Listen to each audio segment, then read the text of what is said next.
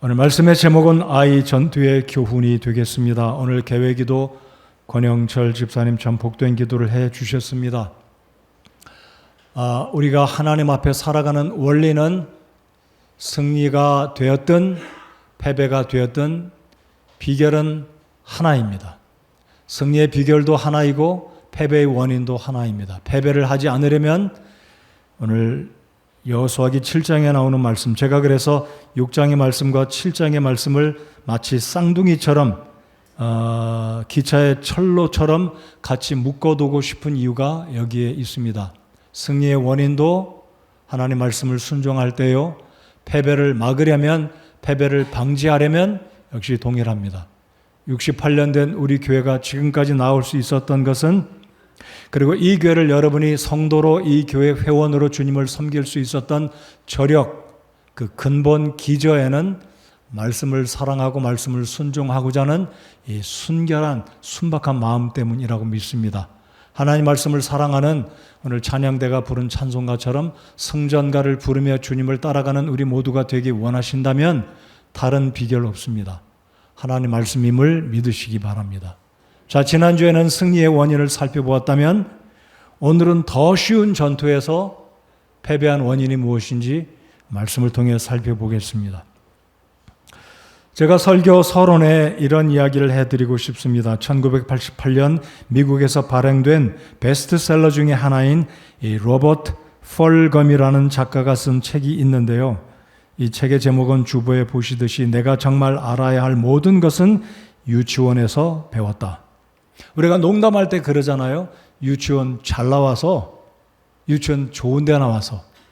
우리가 유치원을 정말 중요하게 생각하는 이유가 무엇인지 이 저자가 그렇게 이야기를 합니다. 이 책이 700만 권이나 팔렸고 미국의 굉장히 유명한 신문에 계속 연재될 만큼 미국 사람들은 이 책의 내용에 동감하면서 우리가 그렇게 살아야 되겠다. 내가 정말 알아야 할 것은 대학을 다니면서 배운 게 아닙니다. 유치원에서 이미 배웠다라는 거예요. 자, 그렇다면 제가 이 이야기를 해드리는 것은 우리가 어떤 직업, 어떤 나이, 어떤 성별, 사회적인 지위를 물어나고 기본에 충실한 사람은 어디를 가도, 누구를 만나도, 어떤 일을 맡김을 받아도 전혀 사람들 앞에 책망을 받거나 실수하거나 부족함을 극복하는 기본이 잘 된 사람. 자, 기본은 유치원 때부터 시작되는 것처럼 이 책의 챕터 1에서 이야기하는 몇 가지가 있는데 그 중에 7가지만 제가 파워포인트에 적어 보았습니다. 자, 모든 것을 나눠라. 공정하게 행동하라. 플레이 페어. 페어 플레이 많이 들어보셨죠? 플레이 페어. 공정하게 어디에서든 일하면 기본에 충실한 사람이 될 수 있다는 겁니다. 남을 때리지 말라. 자신이 어지럽힌 것은 자신이 치우라. Clean up your own mess. 최근에 우리 교회가 광고를 2주째 하고 있는데요. 앉은 자리 정돈하는 것, 컵 아무데나 버리지 않는 것. 기본에 충실한 사람은 자신의 삶을 규모 있게 잘 감당해 나갈 수가 있습니다. 그래서 네 번째 꼭 기억하십시오. 자신이 어지럽힌 것은 자신이 치우라. 5번째, 내 것이 아니면 가지지 말라. 음식을 먹기 전에 손을 씻어라. 변기를 사용한 뒤에는 물을 내려라. 아주 굉장히 기본적인 겁니다. 이런 이야기 다시 성인들에게 강조할 필요는 사실 없겠지만은요, 이러한 소소한 일에 상식적이고 기본적인 것을 감당하지 못하면 더 중요한 것도, 더 엄중한 것도 우리는 소홀히 여길 수가 있기 때문에 이 책의 저자가 이런 이야기한 것은 미국인들에게 굉장한 반향을 일으켰습니다. 챕터 2에서는 어떤 얘기가 있었는지 설교 마지막에 가서 짧게 제가 한번 말씀을 드려보겠습니다. 아무튼 오늘 설교 서론에 제가 이런 이야기를 말씀을 드리는 것은 기본에 충실한 사람은 어디를 가도 사람들에게 인정받고 자기 할 일을 다 잘한다 이겁니다. 여러분, 우리 그리스도인들로서 여러분 한 분 한 분이 교회에서 직분을 받으셨든 아니면 직분이 없으시든 우리 그리스도인들로서 가정에서, 직장에서, 일터에서, 이 사회에서 우리가 기본에 충실한 그리스도인이 된다면 하나님이 기뻐하시고 우리를 귀하게 사용하시리라고 믿습니다. 그렇게 의심하는 분 없으실 겁니다. 동의하시죠? 기본에 충실한 그리스도인이 되어야 되겠습니다. 자, 그렇다면 기본에 충실한 그리스도인이 되기 위해서는 하나님의 말씀의 명령을 떠나서는 결코 될 수가 없습니다. 자, 지난주에 말씀드렸던 여리고성의 전투의 승리의 비결은 하나님이 시키는 대로 이상한 하나님의 명령에 순종했기 때문에 승리했다라고 말씀을 드렸습니다. 자, 여리고 전투에 몇 명이 출전했는지 혹시 기억하십니까? 4만 명입니다. 자, 이번 전투에는 2, 3천 명만 데리고 올라가시오 라고 정탐을 마치고 돌아온 여호수아의 부하들이 스파이가 장군 리더에게 그렇게 제안합니다. 이번 전투는 쉬울 거니까 우리가 여리고 성도 전투에서 승리했으니까 이번 전투는 보나마나 우리가 이길 테니까 수만 명 데리고 가지 말고 그냥 2, 3천 명 데리고만 가시오. 그게 이게 오늘 읽은 3절 말씀입니다. 자, 그런데 이게 웬일입니까? 4절에 이에 백성 중에서 3천 명가량이 거기로 올라갔다가 아이 사람들 앞에 도망하매 36명이 사상자가 발생했어요. 자, 그렇다면 오늘 설교의 이제 첫 번째 대지로 들어가서요. 왜 쉬운 전투에서 이스라엘 백성들은 그것도 하나님의 전능하신 하나님의 동행과 인도하심과 약속이 있음에도 불구하고 이들은 왜 그러면 패배해서 36명이나 사상자가 발생했을까요? 7절을 다 같이 보시겠습니다. 우리가 읽은 9절, 이제 15절까지 다 읽었지만 7절을 다시 한번 보기 원합니다. 여호수아가 가슴을 치고 애통하면서 이렇게 하나님께 나아가 기도합니다. 여호수아가 이르되 슬프나이다. 오 주 하나님이여, 어찌하여 주께서 이 백성을 데려다가 요르단을 건너게 하시고 우리를 아모리 족속의 손에 넘겨주사 멸망시키려 하셨나이까? 하나님이 그렇게 하셨나요? 하나님의 계획이 그러신가요? 이것은 여호수아의 잘못된 판단입니다. 그 다음 구절 계속 이어 읽어보겠습니다. 우리가 요르단 저편에서 만족하고 거기 거하였더라면 좋을 뻔하였나이다. 여러분, 사람의 속성, 죄성을 지닌 사람은 리더이든 리더를 따르는 부하이든 속성은 무엇입니까? 뻔했다, 과거가 좋다, 어떤 연약한 모습, 실패 앞에는 자신의 실수를 바라보지 못하고 하나님께 원망하고 하나님께 이렇게 좀 섭섭함을 표하는, 아마 이 여호수아의 입장을 생각하면 리더로서 모세 다음으로 이스라엘 백성들을 인도해 가야만 하는 그 막중한 책임을 지닌 여호수아의 심정은 한편으로 인간적으로는 이해가 가기도 합니다. 그러나 여호수아는 엄밀히 보면 지금 문제의 원인을 아직도 파악하지 못했습니다. 자, 우리가 1절부터 15절까지 읽었다면요, 1절을 보면, 그리고 13절을 보면 이 패배의 원인은 무엇 때문이구나, 누구 때문이구나, 어디에서 사단이 났다 알게 됩니다. 1절을 다시 눈으로 보실까요? 그러나 이스라엘 자손이 저주를 받은 물건으로 인해 범법하였으니, 무엇인가 어떤 물건 때문에 이스라엘 자손들이 범법했다라는 것을 1절에서 여호수아 이 책의 저자 자신이 우리에게 알려주고 있습니다. 그러나 문맥 속에서 여호수아는 이 책을 기록하기 전이기 때문에 아직은 정확하게 문제의 원인이 무엇인지 알지는 못하고 있었습니다. 자, 문제의 원인은 아간 때문이었습니다. 아간이 도둑질한 거죠. 자, 오늘 설교 본문의 중간에 가서 제가 말씀을 드리겠지만은요, 이스라엘 백성들은 한 사람 때문에 전투에서 패배하고 36명의 사상자가 발생하고 온 백성들이 낙심천만에 빠졌습니다.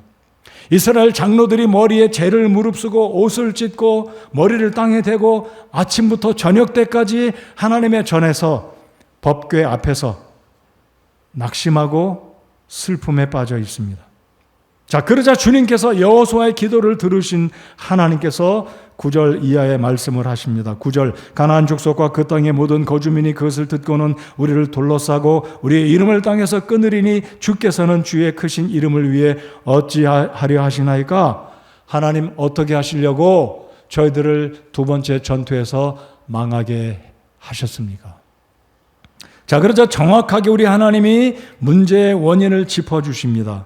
여러분 10절로 15절까지 보시면 관찰을 잘 하시는 분은 저주받은 물건이 5번이 등장하고 있다는 것을 이미 간파하셨고 발견하셨을 겁니다. 1절에서도 이미 언급됐고요. 자, 그렇다면 여호수아가 하나님 앞에, 장로들이 하나님 앞에 죄를 무릅쓰고 아침부터 저녁까지 머리를 조아리고 하나님께 간절히 기도한 패전의 원인은 사람의 생각은 하나님께, 그럼 하나님의 생각은 사람의 죄 때문에, 특별히 아간이 하나님의 계율, 하나님의 원칙을 무시하고 물건을 훔친 그 원인이 있다, 여기에 말씀을 하십니다. 자, 그런데 13절은 더 명확하게 우리 주님이 경고를 해 주십니다. 13절 다시 한번 보시면, 일어나 백성을 거룩히 구별하고 이르기를 내일을 대비하여 너희 자신을 거룩히 구별하라. 2번이죠. 거룩히 구별하라. 문제를 해결하라는 거죠. 너희가 지금 거룩하지 않으니까 무엇인가 저주받은 물건 때문에 문제가 있다는 것을 강조하십니다. 이같이 말씀하시되 오 이스라엘아, 내 한가운데서 저주받은 물건이 있나니 너희가 그 저주받은 물건을 너희 가운데서 제거하기 전에는 내가 내 원수들 앞에 서지 못하리라. 아직 너희들은 전쟁을 감당할 수 없을 것이다. Not yet ready. 아직 준비 안 됐다 이거죠. 가면 또 질 거야. 그렇다면 선행으로 무엇을 정리해야만 전쟁 준비가 된다는 것인가요? 저주받은 물건을 정리하라는 거예요. 무언가 잘못됐다는 것을 이제 리더 여호수아와 장로들과 백성들이 이제 인식한 것입니다. 자, 근데 하나님께서 구체적으로 이제 말씀하십니다. 14절에 이제 문제를 제시하시는데요. 자, 그러면 첫 번째 설교 대지에 아이 전투의 패배의 원인은 무엇이었습니까? 여러분 이제 아시죠? 본문 속에 있는 여호수아나 백성들은 아직까지는 몰랐습니다. 자, 그런데 13절 이하서부터 이제 알게 됩니다. 자, 아이 전투의 패배의 원인은 무엇이었습니까? 하나님 말씀의 불순종. 2번째라면 탐심을 품고 아간이라는 사람이 하나님의 하람의 규례를 무시한 겁니다. 하람 또는 헤렘. 자, 따라서 해주시면 고맙겠습니다. 하람. 제가 아는 분의 어떤 분의 아들의 선교사님의 아들의 이름이 하람이에요. 하람. 하나님의 아브람 합쳐서 하람. 네, 하람을 꼭 기억하십시오. 하람이 왜 중요한지 잠시 후에 말씀드리겠습니다. 자, 아이 전투의 패배의 원인은 하람의 규례를 무시한 하나님의 말씀에 불순종한 원인이 가장 컸습니다. 자, 이제 원인이 밝혀지게 되는데요. 하나님께서 여호수아에게 명령하십니다. 너희 12지파는 아침에 다 나오라. 제비를 뽑습니다. 문제의 원인이 무엇인지 하나님의 방법은 위에서부터 아래까지 내려갑니다. 5번의 절차가 진행이 됩니다. 1절에 언급이 됐죠.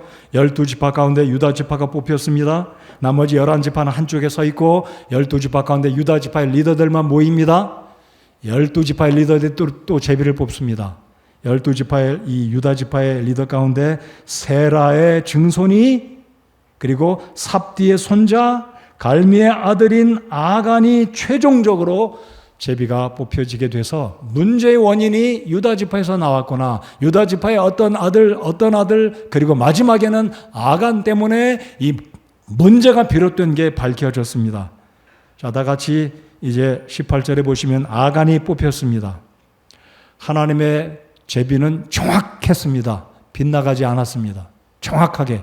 자, 보십시오. 장정만 60만 명 이상의 12지파, 60만 나누기 12지파 하고, 그리고 계속 내려오면 이 아간이 뽑힐 확률은 얼마인가요? 하나님은 틀림없이 정확하게 아간 한 사람이 제비 뽑히도록 섭리하셨고 역사하셨습니다. 자, 여호수아가 이제 아간에게 묻습니다. 19절. 여호수아가 아간에게 이르되 내 아들아, 원하노니 주 이스라엘 하나님께 영광을 돌리고 그분께 자백하며 내가 행한 일을 이제 내게 고하라. 그 일을 내게 숨기지 말라 하매, 이제 뒤늦게 더 이상 숨길 수도 없고 변명할 수도 없는 아간이 하나님과 이스라엘 백성들에게 자백합니다. 참으로 내가 주 이스라엘의 하나님께 죄를 지어 이렇게 행하였나이다. 21절 다 같이 읽겠습니다. 시작. 내가 노력한 물건들 가운데서 바빌로니아에서 만든 좋은 옷과 은 200세겔과 50세겔 나가는 금덩이 하나를 보고 탐내어 그것들을 취하였나이다. 보소서, 이제 그것들을 내 장막 한가운데 땅 속에 감추었고 은은 그 밑에 있나이다 하니라. 자에게 은과 금과 바빌로니아산 좋은 옷, 이태리제 외투, 요즘으로 표현한다면, 여러분, 이 이스라엘의 유대인의 역사학자 여러분이 잘 아시는 요세푸스의 말에 의하면, 기록에 의하면 여기 바빌로니아산 이 외투는요, 황금실로 짠 외투로. 여러분, 누가 황금실로 짠 옷 입고 있는 분 계세요? 아마 옛날에 이 임금들은 그랬던 것 같아요. 호화스럽게. 시저나 황제들은 황금실로. 아마 중국의 황제도 그랬을 겁니다. 그런데 여기서 하나만 더 제가 추가로 말씀드리면, 금덩이 50세겔, 50세겔은 약 20온스, 제 기억으로 틀리지 않는다면 설교 노트는 제가 안 봅니다. 20온스를 구렘으로 환산하면 570구렘, 우리 돈으로 환산하면 6천만 원입니다. 연봉이에요. 여러분, 6천만 원 못 보시는 분, 눈앞에 당장 아무도 없는데 여러분 눈앞에 금덩어리가 있다고 생각해 보십시오. 유혹을 물리치기가 쉽지 않을 겁니다. 근데 이 아간은 하나님의 하렘 또는 헤렘의 규례를 무시하고 슬쩍 호주머니에 넣고 외투도 챙기고 은 200세겔, 더 많은 중량이죠. 자기 텐트에다가 다 숨겼습니다. 하나님이 다 보시고 아셨기에 아이 전투의 패배의 원인은 바로 한 사람, 탁수였습니다. 여러분, 유다 지파가 범죄한 게 아니었습니다. 여호수아가 범죄한 게 아니었어요. 아간 한 사람 때문에. 자, 그러니까 이 아이성의 전투는 여리고성과 비교해 보았을 때 쉽게 이길 수 있는, 힘들이지 않아도 이길 수 있는 전투였지만 한 사람이 하나님의 명령에 불순종했고, 오늘 읽었던 여기 있는 말씀 11절에처럼 도둑질했습니다. 저주받은 물건. 자, 그렇다면 여러분 마음속에 이런 궁금한 질문이 떠오를 겁니다. 아니, 황금이 어떻게 저주를 받았나? 은이 어떻게 저주를 받았나? 아니, 외투가 어떻게 저주받았나? 그 외투를 입던 사람이 사람을 죽였나? 소위 말해서 그 옷이 저주를 받은 부정한 옷이었나? 그게 아닙니다. 말씀드린 것처럼 하나님의 명령을 불순종한 그 행위 자체가 이 이스라엘 백성으로 하여금 죄를 짓게 만들고, 결국 이 저주받은 물건은 잠시 후에 제가 말씀을 드려보겠습니다. 자, 그래서 이 아간의 가족은 결국 어떻게 됩니까? 전부 다 돌에 맞아 피투성이가 되고 그 자리에 쓰러져서 죽게 되고 불태움을 당하고 모든 돌들이 던져서 이스라엘 12지파의 리더들 아마 200만 명 아니면 100만 명의 모든 사람들이 아간의 가족들에게 돌을 던지지는 못했을 겁니다. 어떻게 다 모이겠어요? 아무튼 이스라엘의 리더들과 이 중요한 사람들이 하나님의 진노를 일으킨 아간과, 잘 보십시오. 24절 얼마나 무서운지 24절 보십시오. 여호수아와 온 이스라엘이 세라의 아들 아간을 붙잡고 은과 옷과 금덩이와 그리고 그의 아들 딸들과, 얼마나 무섭습니까?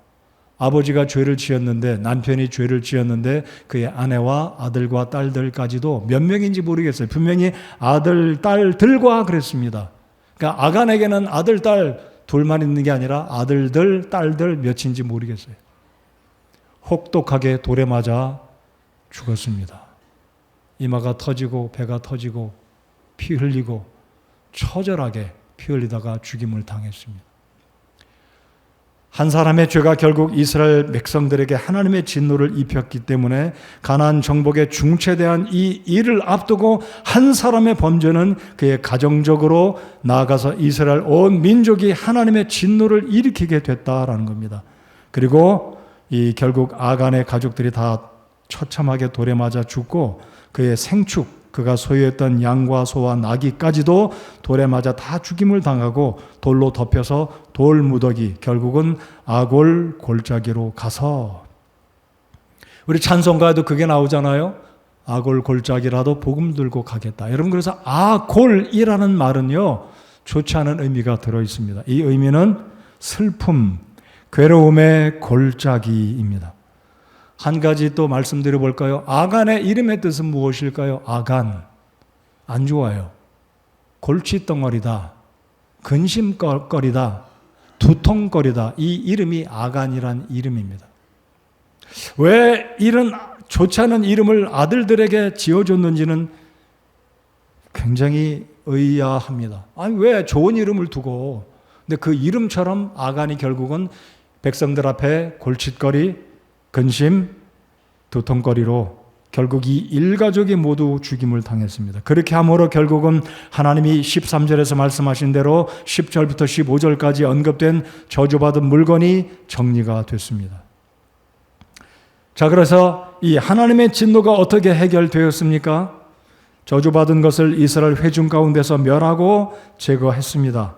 아마 이 외투는 불태움을 당했을 것이고 황금과 은은 불태울 수가 없잖아요. 금속이니까. 제가 잠시 후에 말씀드리겠지만 헤렘 또는 하렘의 규례에서 이 동물들이나 어떤 곡식들이나 옷이나 물질적인 모든 것들은 불태워서 없애버리라고 하는 것이 하나님의 명령입니다. 자, 그런데 금과 은만큼은 성별해서 하나님의 곳간에, 하나님의 성전의 곳간에 두어서 하나님의 사역을 위해서 쓰라고 하나님이 허용하셨습니다. 자, 그래서 아골 골짜기에 이 아간의 가족들이 다 소와 양과 육축이 다 돌에 맞아 죽임당하고 아골 골짜기에 묘지가 되어 있었습니다. 자, 그리고 하나님의 맹렬한 분노가 드디어 풀어지시고 이제 전쟁을 준비합니다. 8장에 보시면 하나님께서 여호수아에게 이르시기를 두려워하지 말고 놀라지 말고 싸울 수 있는 온 백성을 거느리고 일어나 아이로 올라가라. 자, 따라서 해주시기 바랍니다. 일어나라. 자, 13절의 첫 단어가 뭐로 시작됩니까? 일어나예요. 더 이상 죄 가운데 있지 말고 성별하게 됐으니 이제 일어나라. 내 본분의 위치로 가라. 이거죠. 8장에서도 일어나라. 이거예요. 여러분, 여호수아 1장에 하나님께서 여호수아에게 뭐라고 말씀하십니까? 너의 리더 모세가 죽었으니 일어나 이 백성들을 이끌고 가나안 땅으로 가라 했어요. 하나님의 사명은 여전히 잠시 죄악 때문에 멈춰져 있었지만 다시 하나님의 사명은 계속 진행이 돼야만 함을 여기에 8장 1절에서 13절에서 봅니다. 그래서 드디어 여호수아가 이제 백성들을 다시 이끌고 군대를 조직하고 여리고 성의 전투를 이어서 이제 두 번째 전투 아이성을 향해 올라갑니다. 자, 8장 2절을 눈으로 보십시오. 자, 흥미로운 것은 여리고 전투에서는 모든 것을 하렘 또는 헤렘의 규칙에 따라 모든 것을 불태워야만 했었습니다. 예외가 있다면 금과 은은 하나님의 성막의 곳간에 드리는 것이고 나머지는 모두 불태우는 겁니다. 사람들은 모두 죽입니다. 어린 이 일제라도 모두 죽여야 했었습니다. 소와 양과, 여러분 동물이 무슨 죄가 있어요? 근데 하나님은 생축까지도 모조리 다 칼로 쳐 죽여라라고 말씀하십니다. 그게 하람 또는 헤렘의 규정이었습니다. 자, 그런데 8장 2절에 보시면 하반절을 제가 읽겠습니다. 오직 거기서 노력한 물건과 가축은 너희를 위하여 탈취물로 취하라. 너는 도시를 얻기 위해 도시 뒤에 복병을 둘지니라. 다른 것은 무엇이었냐면 여리고 전투에서는 라합의 가족을 제외하고는 모두 다 죽이라고 명령하셨고 동물들 모두 다 죽이라고 말씀하셨고 옷이건 곡물이건 모두 다 모조리 불에 태워서 없애라고 주님 말씀하십니다. 근데 이제 두 번째 전투에서는 이 아이 전투에서는 노력한 물건들은 너희가 취해라. 하나님 주시는 선물이었습니다. 가나안 전투의 선물이 바로 이것입니다. 자, 그러면 하나님의 진노가 이제 해결이 됐습니다. 어떻게 해결되었습니까? 하나님의 말씀을 무시하고 죄를 지었던 한 사람 아간의 가족들이 아간 때문에 그의 아들, 딸들이 그의 아내와 그의 가족들이 다 죽임을 당하고 하나님의 진노가 이제 해결되었습니다. 이제 문제가 해결되었습니다. 자, 여기서 한 가지 우리가 적용점을 이 말씀을 들으시는 여러분들께 제가 말씀을 드리고 싶습니다. 자, 이 아간은 적어도 물건을 훔쳤고 하람 또는 헤렘의 규례를 어겼을 때 아간은 심장이 쿵쾅쿵쾅 거렸을 겁니다. 금과 은을 자기 텐트에 숨길 때 아이들 모르게 아버지 모르게 귀한 옷을 숨길 때 가슴이 쿵쾅 거렸을 겁니다. 왜요? 하나님의 규례를 자기가 어긴 것을 알았기 때문에 숨겨두었습니다. 자랑하지 못했습니다. 숨겨두었다가 때가 되면 쓰려고 아마 숨겨둔 거죠. 자, 그러니까 하나님께서 여호수아에게 문제가 무엇인지 12지파를 낳으라고 했을 때 이때 아간은 진작에 빨리 하나님 앞에 회개를 했어야만 했었습니다. 유다 지파가 뽑혔습니다. 그의 할아버지가 뽑힙니다. 계속 쭉쭉쭉 내려오면서 마지막에 자기 아버지가 제비 뽑힐 때 이제는 내 제비가 뽑히겠구나 한다면 빨리 하나님 앞에 여호수아 앞에 나가서 무릎을 꿇고 저의 죄 때문에 하나님의 진노가 임했으니 저를 처단해 주십시오. 아니면 저를 용서해 주십시오라고 빨리 회개를 했어야만 했었습니다. 그러나 머무적거리고 기다렸습니다. 몇 사람이 지났습니까? 보십시오. 유다, 세라, 삽디, 갈미, 그리고 5번째 아간이 뽑히게 됩니다. 자, 이 정도가 되면 하나님 앞에 빨리 회개해야 되지 않습니까? 여러분, 오늘 하나님 말씀 한 구절 다 우리가 눈으로 볼 때 이게 얼마나 의미 있고 중요한 말씀인지 잘 보시기 바랍니다. 15절 상반절만 같이 읽겠습니다. 잘 읽으시고 생각해 보십시오. 자, 읽겠습니다. 시작. 또 그 저주받은 물건을 가지고 있다가 뽑힌 자를 불로 태우되. 됐습니다. 불로 태우라 이거예요. 자, 불의 심판은 구원받지 아니한 사람이 마지막에 하나님의 보좌 앞에 섰을 때 죽음 이후에 심판석에 하나님의 크고 두려운 흰 보좌 앞에 서서 심판을 받고 마지막에는 불 속에 떨어지는 심판을 이 구절을 통해서도 빨리 알아야 된다는 거예요. 아간이 구원받지 못해서 지옥 갔다 제가 모르겠어요. 본문에서는 분명히 하나님께 징계를 받은 건 분명하지만 아간이 지옥 갔다, 안 갔다, 천국 갔다 언급하고 싶지는 않습니다. 그러나 이 구절을 통해서 우리가 알아야 되는 것은 분명히 하나님 앞에 죄인은 징계를 받고 불로 심판받는다는 의미는 마지막에 하나님의 진노의 때가 온다면 살아있을 동안에 죄를 회개하고 구원받으면 진노의 하나님의 심판을 피할 수 있지만 끝까지 하나님 앞에 회개하지 않고 자백하지 않으면 결국 내가 죽어서 하나님 앞에 서는 날 진노의 그 흰보좌 심판 앞에 서서 하나님께서 마지막에 우리 모두의 죄를 분명히 주님이 드러내 주신다면 그때 가서는 회개할 기회가 없고 불의 심판을 받게 된다는 이 구절을 통해서 우리는 빨리 알아채야 한다는 겁니다. 불의 심판은 더 이상 죄에 대한 용서가 없습니다. 기회가 지나가 버립니다. 잘 들으십시오. 아간은 적어도 5차례 용서받을 수 있는 기회, 회개할 수 있는 기회를 놓쳐버렸습니다. 가룟 유다도 동일합니다. 제자들이 묻습니다. 아니 우리 가운데 누가 예수님을 판단 말이냐? 아니 서로 제자들은 자기들의 얼굴 서로 바라보고 아니 누가 우리 주님을 팔어? 그러면서 너무나 두려워서 주님께 묻지 않습니까? 주님, 우리 중에 누가 주님을 팔아요? 그러자 주님께서 뭐라고 말씀하십니까? 내가 떡반죽 그릇에 떡을 떼러 손을 넣을 때 나와 함께 손을 대는 그 자가 바로 나를 팔자니라. 근데 아이러니한 것은요, 그 주님의 음성이 있었음에도 불구하고 가룟 유다는 손을 내밀어서 떡반죽 그릇에 주님과 함께 떡을 뗐다라는 거예요. 가룟 유다는 분명히 회개할 수 있는 기회를 얻었습니다. 그러나 가룟 유다는 회개하지 않았어요. 떡을 떼고 주님이 바로 내가 그 자다. 거기서도 회개해야 되잖아요. 근데 가룟 유다는 그 말을 듣고 뛰쳐나가고 성전에 가서 대제사장을 찾아가서 협상합니다. 30냥, 은 30냥 받잖아요. 자, 이제 이 하나님의 진노의 문제가 해결이 됐고 이제 하나님은 이스라엘 백성들을 용서하시고 이 거룩한 이 백성들을 다시 정결하게 하시고 구별하게 하셔서 이제 아이의 전투를 시작하게 하시는데 오늘까지 아직까지 구원받지 않으신 분이 혹시 계시다면 진노의 날이 오기 전에 구원받을 기회가 영 사라지기 전에 여러분 오늘 예수님을 여러분의 구주로 영접하고 구원받으시기를 우리 예수님의 이름으로 제가 권면해 드립니다. 꼭 그렇게 하십시오. 꼭 그렇게 하십시오. 자, 그래서 이제 오늘 이 말씀을 통해 하람의 규례를 왜 말씀하셨는지, 헤렘의 규례를 왜 말씀하셨는지 다시 한번 제가 말씀을 드려보고 싶습니다. 자, 6장 마지막 26절을 읽어보겠습니다.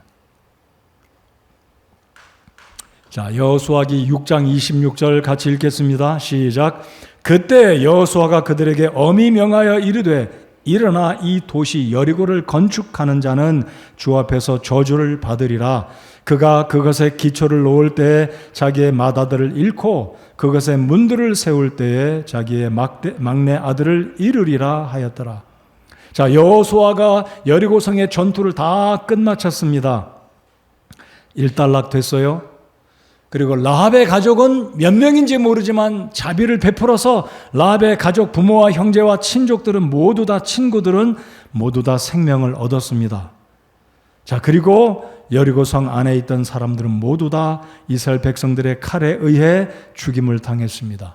어린 아이도 노인들도 모두 다 죽임을 당했습니다. 그러면 왜 하나님은 그렇게 무자비하실까?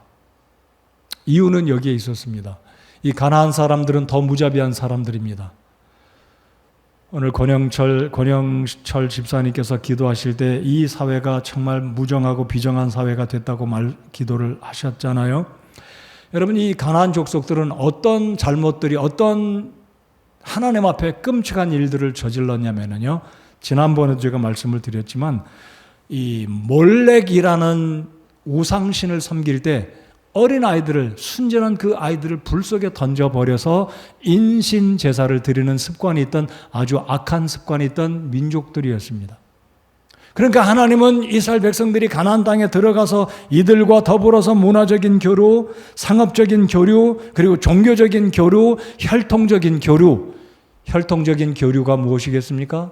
이스라엘 백성들의 남녀 아이들이 성장해서 가나안 족속들의 아들 딸들과 결혼하면 자연스럽게 그들의 문화와 전통과 어떤 종교적인 이런 것들을 받아들이게 되면 어린아이들을 불 속에 던져서 살아있는 그 아이들을 불태워서 제사를 드릴 것을 하나님이 아셨기 때문에 잔악한 저들을 우리 하나님이 다 처단하시라고 어린아이부터 어른들에 이르기까지 모두 다 칼로 쳐서 도륙하라, 진멸하라 그랬어요. 칼로 쳐서 죽이라고 그러죠. 그 이유 때문입니다.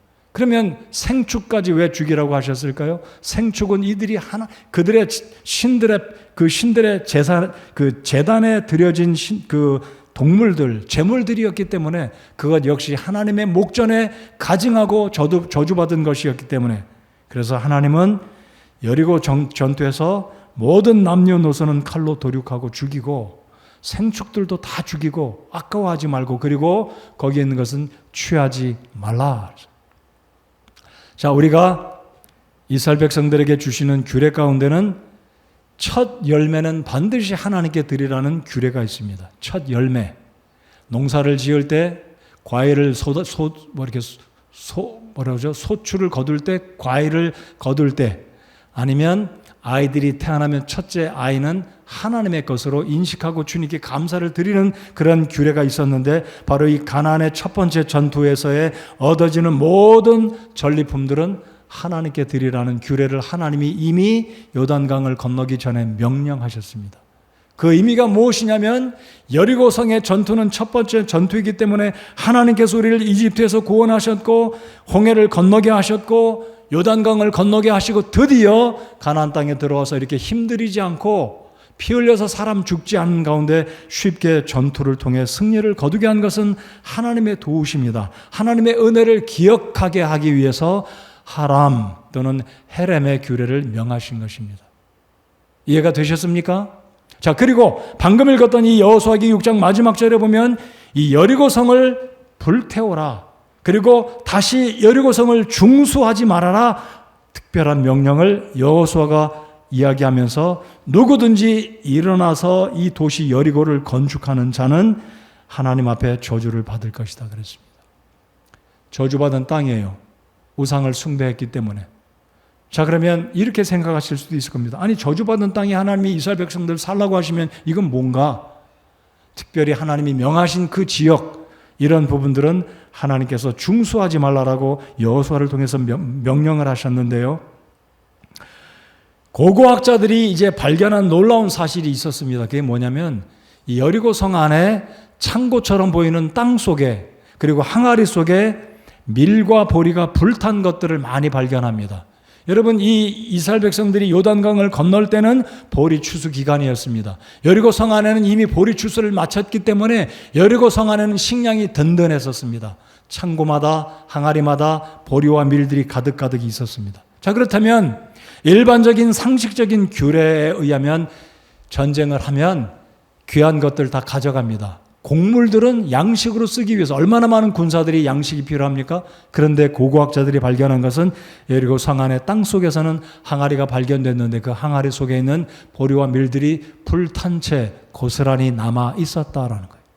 학자들이 발견한 겁니다. 이게 무엇을 의미하냐면 하나님께서 하람의 규례, 헤렘의 규례를 이스라엘 백성들은 정확하게 지켰기 때문에 항아리 속에 가득 들어있던 밀과 보리들을 가져가지 않고 불태웠다는 역사적인 성경적인 고증의 증거라는 겁니다. 자, 그래서 하나님은 여리고 성마저도 중수하지 말고 다시 복원하지 말라는 명령을 하셨는데 열왕기상을 쭉 읽다 보면 이 규례를 잊어버린 이스라엘 백성의 누군가가 중건을 합니다. 첫째 아들이 죽습니다. 또 둘째 아들이 또다시 그 문을 중수할 때 여호수아가 이야기했던 이 구절 6장 26절에 이 규례가, 이 명령이, 이 하나님의 말씀이 정확하게 실행이 되어서 한 가정의 첫째 아들과 둘째 아들이 죽는 사건을 여러분이 성경에서 읽어보실 수 있을 겁니다. 자, 아무튼 제가 말씀드린 것은 이것이 바로 하람의 규례, 헤렘의 규례이고 왜 하나님은 이스라엘 백성들로 하여금 가나안 족속들을 여리고성에 있는 모든 사람들을 칼로 죽이라고 하나님께서 특별히 명령하셨는지 이해가 되셨을 것입니다. 자, 이제 다시 한번 7장을 보시면 7장 2절 3절에 보면 이 여리고 전투에 이어서 두 번째 전투에서 이스라엘 백성들이 방만한 모습을 볼 수 있는 것을 발견하실 수 있을 겁니다. 아까 제가 말씀을 드렸듯이 3절에 보면 2절에 여호수아가 아이성의 전투를 위해서 몇몇 사람을 이제 정탐을 시키고 돌아와서 보고를 받게 됩니다. 3절에 여호수아에게 돌아와 그에게 이르되 온 백성을 올라가게 하지 마시고 2-3천 명만 올라가 아이를 치게 하소서. 그들이 적으니 온 백성으로 하여금 거기서 수고하게 하지 마소서 하매. 자, 그러니까 이 이스라엘 백성들과 여호수아의 지금 영적인 상태는 어떻다는 것을 알 수가 있다는 겁니까? 여리고 전투하는 판이하게 지금 분위기가 다른 거예요. 쉽게 전투에서 이길 수 있다는 생각, 그리고 하나님의 하람의 규례를 이미 여리고 전투에서 아간이 이미 하나님의 규례를 어겼다는 것을 알지 못하는 두 가지 문제를 가지고 있던 이들 때문에 하나님은 이들로 하여금 다시 한번 이 영적인 전투, 실제적인 아이의 전투에서 교훈을 허락해 주시고 이들로 하여금 다시 회개케 하고 저주받은 물건을 정리했을 때 비로소 이스라엘 백성들이 준비되어졌습니다. 영적으로 준비되어서 이제 8장에서는 올라가는 모습을, 자, 이제 제가 지도를 한 장 보여드리면 참조하시라고, 자, 중간에 보시면 검은 선이 있는데 이게 요단강입니다. 그리고 아랫부분에 사해바다 꼭대기가 일부가 보이는데, 자, 화살표를 따라 이스라엘 백성들이 요단 동편에서 요단을 건너 여리고 요단의 이제 서편에 진을 치고 여리고 전투를 하게 되는데요. 여리고 지역은 해발 마이너스 250m입니다. 세계에서 가장 낮은 도시이자 가장 오래된 도시 여리고입니다. 자, 그런데 이제 여리고에서 전쟁을 승리하고 서북쪽으로 올라가서 아이 전투를 하게 되는데 여리고에서 아이까지는 약 18km이고요. 아이 지역은 해발 800m입니다. 1000m 이상이 차이가 나죠. 해발 250m의 지역에서 전쟁을 했던 이들이 다시 아이로 가게 되는데, 그래서 7장에서도 8장에서도 올라가라고 말한 의미가 여기에 있는 것입니다. 자, 그래서 이제 2-3천 명으로 이길 수 있다고 방만하고 자신했던 이들은 하나님의 진노를 입고 결국 패배하였고 문제가 해결되어서 이제 승리를 하게 되는데, 오늘 설교의 마지막 세 번째 교훈입니다. 세 번째 대지로 아이 전투의 교훈이 무엇일까 생각해 보겠습니다. 이 교훈은 비단 이스라엘 백성에게만 주는 교훈이 아니라 오늘 이 시대를 살아가는 영적인 싸움의 한복판에 살아가고 있는 저와 여러분 모두에게 우리 교회가 꼭 기억해야만 하는 영적인 전투, 아이성의 전투를 통해서 우리가 얻어야 될 교훈이다라는 겁니다. 자, 첫 번째는 한 사람의 범죄와 허물은 이스라엘 백성들 모두에게 영향을 끼쳤듯이 나 한 사람의 범죄는 내 가정에 영향을 끼칠 수 있고 나 한 사람의 범죄는 우리 교회 전체 믿음의 공동체에 막심한 영향을 끼칠 수 있다는 것을 우리 모두는 기억해야만 할 것입니다. 나 한 사람 잘 기억하십시오. 엄마인 나 한 사람, 아버지인 나 한 사람, 아내인 나 한 사람, 남편인 나 한 사람이 잘못되면 우리 부부에게, 우리 가정에, 우리의 자녀들에게 막심한 영적인 영향력이 부정적으로 나타날 수 있다는 것을 오늘 아이의 전투를 통해서 꼭 기억하시는 우리 모두가 되어야만 할 것입니다. 두 번째는 영적인 싸움에서 승리하려면 숫자가 중요한 게 아니고 우리의 테크닉이나 기술이나 전술이 아니라 하나님의 임재와 하나님의 도우심을 간구하는 기도가 있어야 한다는 것이 이 아이 전투에 하나님이 주시는 교훈이다라는 것입니다. 지난주에 보셨잖아요. 이상한 방법으로 전쟁에서 승리할 수가 있었던 것은 바로 하나님의 임재, 하나님의 법궤의 인도하심, 하나님이 시키시는 그대로 순종하였을 때 여리고성이 무너졌고 승리하였다는 사실입니다. 비록 여리고 전투에는 4만 명이 올라갔지만 이 아이의 전투에서는 2, 3천 명, 3천 명만 올라갔다가 나중에는 3만 명을 이끌고 올라갑니다. 자, 아무튼 아이성의 전투에서 승리할 수 있었던 것은 하나님의 인정하심, 하나님의 용서하심, 하나님의 도우심 때문에 이 아이의 전투에서도 우리가 승리한 줄을 믿습니다. 그러므로 이 아이 전투가 보여주는 것과 여리고성의 전투는 쌍둥이 마치 철로와 같은 동전의 양면과 같은 교훈입니다. 잘 기억하십시오. 승리할 수 있었던 원인도 패배한 원인도 한 가지입니다. 그 한 가지는 하나님 말씀에 순종하면 하나님이 우리를 복 주시고 하나님 말씀에 불순종하면 받을 복도 하나님이 홀드하고 연기하고 우리로 하여금 회개하고 돌이킬 때 우리가 여기에 말씀에 구별되었을 때 하나님 앞에 옳다 인정받는 상태가 될 때 준비가 되어질 때 하나님은 예비하신 축복을 우리에게 주신다라는 것이 두 가지 양면적인 교훈이다라는 것을 꼭 기억하시기 바랍니다. 성도 여러분, 우리 모두는 하나님 앞에 크고 작은 죄는 절대로 결코 숨길 수가 없습니다. 모든 것을 아시는 하나님 앞에 숨기려고 하지 마십시오. 빨리 더 화를 당하기 전에 하나님의 받을 복을 더 미리 받기 원하신다면 빨리 회개하고 하나님 앞에 나아가서 두 손 들고 주님 용서해 주십시오. 우리 하나님께 회개하기만 하면 우리 하나님은 용서해 주시는 자비하신 하나님이십니다. 우리 하나님이 얼마나 좋으신 하나님이십니까? 다니엘서 9장 9절에 비록 우리가 주 우리 하나님께 반역하였을지라도 긍휼과 용서는 그분께 속하나이다. 이 말씀 믿으십니까? 오늘 이 아침 시간에 혹시 아직까지 예수 그리스도를 영접하고 구원받지 않으셨다면 아직까지 하나님 앞에 우리의 죄, 여러분 각자의 죄를 인정치 아니하신다면 하나님 앞에 회개하시고 진노의 때가 오기 전에 기회가 영 지나기 전에 오늘 이 아침에 예수님을 영접하고 구원받으시는 여러분이 되시기 바랍니다. 하나님 말씀 한 구절 우리 다 같이 펴서 읽겠습니다. 요한복음 3장을 다 같이 펴주시기 바랍니다. 스크린에 없어요. 성령께서 제 마음속에 이 말씀을 생각나게 하셔서 같이 읽고 싶습니다. 3장 36절입니다. 아직까지 구원받지 않으신 분은 이 말씀을 꼭 기억하시기 바랍니다. 요한복음 3장 36절입니다. 자, 진노라는 단어를 꼭 기억하시고 오늘 아간으로 인해서 이스라엘 백성들이 진노를 입고 전쟁에서 패할 수밖에 없었고 전쟁에 아직 준비가 되지 않은 상태, 오늘 3장 36절을 읽고 여러분의 상태는 어떤 상태인지 이 말씀을 통해 여러분의 마음이 하나님 앞에 돌이켜서 회개에 이르시기 바랍니다. 자, 36절 구원받으신 여러분도 동일합니다. 자, 36절 다 같이 읽겠습니다. 시작. 아들을 믿는 자에게는 영존하는 생명이 있고 아들을 믿지 않는 자는 생명을 보지 못하며 도리어 하나님의 진노가 그 위에 머물러 있느니라. 아멘.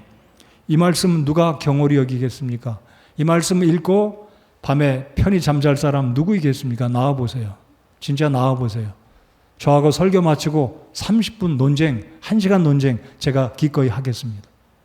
여러분, 누가 하나님 앞에 진노를 입고도 이런 말씀을 읽고서도, 이런 말씀을 여러분의 눈으로 읽고 여러분의 귀로 듣고서도 어떻게 하나님 앞에 평안하다 할 수 있겠습니까? 내 직장 잘 되니까 평안하다, 뒷짐지고 마음 편하게 살 수 있겠습니까? 진노의 날은 시시각각 다가오고 있습니다. 구원받으신 성도 여러분들, 우리는 하나님의 진노와 상관없어요. 분명합니다. 그러나 하나님 앞에 죄는 대가를 지불해야 됩니다. 구원받은 성도일지라도 죄의 대가는 지불돼야 합니다. 맞습니까? 성도 여러분들, 그러므로 죄 짓지 말아야 됩니다. 죄를 지었다면 숨겨두지 말고 머뭇거리지 말고 당장 빨리 최선을 다해서 하나님 앞에, 그것이 예배당일지라도, 그것이 집안일지라도, 그것이 운동장일지라도, 그것이 전철 아닐지라도 눈 감고 하나님께 진실된 마음으로 주님, 저를 용서해 주십시오. 제가 구체적으로 이러한 죄를 졌습니다 라고 고백하기만 한다면 우리 자비로우신 하나님은 당장에 우리를 용서하시는 하나님이신 줄을 믿습니다. 자비하신 우리 주님을 찬양하며 영광과 존귀를 우리 주님 앞에 올려드립니다. 사랑하는 성도 여러분들, 죄를 숨겨두지 마십시오. 구원받지 아니한 분들, 오늘 이 말씀 보십시오. 아들을 믿는 자에게는 영존하는 생명이 있고 아들을 믿지 않는 자는 영생을 얻지 못하고 도리어 하나님의 진노가 그 위에 머물러 있느니라. 하나님의 진노, God's wrath, 진노입니다. 진노. 아간은 덮어두고 있다가 하나님의 진노로 그의 아들, 딸들과 함께 돌에 맞아 죽임당했어요. 아골 골짜기에 묻혀 있습니다. 말씀의 결론을 맺겠습니다. 한 사람 때문에 이스라엘 백성들이 곤욕을 겪었고 36명이 사상자가 발생했고 여호수아와 이스라엘 백성들은 난감했었고 전투는 더 이상 진보할 수가 없었고 앞으로 갈 수가 없었습니다. 그럼에도 불구하고 이 문제가 해결되었을 때 자비로우신 하나님은 용서하시고 다시 이 백성들을 축복하시고 약속하셨던 것처럼 가나안 땅의 정복을 끝까지 이루셔서 하나님께서 이들로 하여금 심지 아니한 열매를 먹게 하셨고 짓지 아니한 집에서 살아가는 축복을 하나님께서 허락하셨습니다. 오늘 이 시대를 우리가 살아갈 때 언제든지 사탄 마귀는 육체의 정욕과 안목의 정욕과 이생의 자랑을 통해 우리 눈앞에 있는 황금 덩어리, 좋은 옷처럼 우리 눈을 현혹시키는 유혹들로 하여금 우리로 하여금 넘어지게 합니다. 그래서 오늘 이 말씀을 기억하면서 오늘 설교 서두에 언급해드렸던 내가 정말 알아야 할 모든 것은 유치원에서 배웠다. 자, 그런데 그것은 제가 7가지 첫 번째 챕터 1에서 있었던 내용들을 일부를 말씀을 드렸는데요. 이 책의 챕터 2에서는 이런 이야기가 있어요. 어렵지 않은 이야기입니다. 아주 쉬운 이야기예요. 유치원에서 배운 것은 변하지 않는다. 따라서 해보시면 고맙겠습니다. 유치원에서 배운 것은 변하지 않는다. 인생의 철칙입니다. 인생의 원리를 어렸을 때부터 선생님들이 가르친다는 거예요. 우리가 어렸을 때 우리 부모님 우리 귀에 못이 박히도록 얘야 이렇게 해라 이렇게 해라, 그게 다 우리가 이미 어렸을 때부터 들었던 원리입니다. 하나님 말씀도 그렇습니다. 성도 여러분들, 오늘 말씀을 마치겠습니다. 저를 따라서 해 주십시오. 하나님 말씀도 똑같습니다. 똑같아요. 내게 주시는 하나님 말씀이 1년 전의 말씀이 10년 후에 바뀌겠습니까? 하나님 말씀에 순종하면 복이요, 순종하지 않으면 받을 복도 못 받고 하나님의 진노 속에 하나님의 매 맞다가 천국에 들어가요. 구원 받았으니까. 여러분 선택하십시오. 유치원에서 배운 것은 안 바뀝니다. 하나님 말씀도 그렇습니다. 우리 교회 68년까지 지금까지 나온 것, 하나님 말씀을 따라서 지금까지 왔어요. 앞으로도 그렇게 나아갈 줄 믿습니다. 우리 모두가 앞으로 그렇게 살아야 할 줄 믿습니다. 하나님 말씀에 순종하면 복이요, 순종하지 않으면 복이 아니라 하나님의 매 맞습니다. 여리고의 전투의 승리, 아이성의 패배의 원리는 똑같습니다. 말씀에 순종하는 저와 여러분 모두가 되시기를 우리 주님의 이름으로 권면드립니다. 다 같이 자리에서 일어나서 우리 찬송을 함께 하시겠습니다.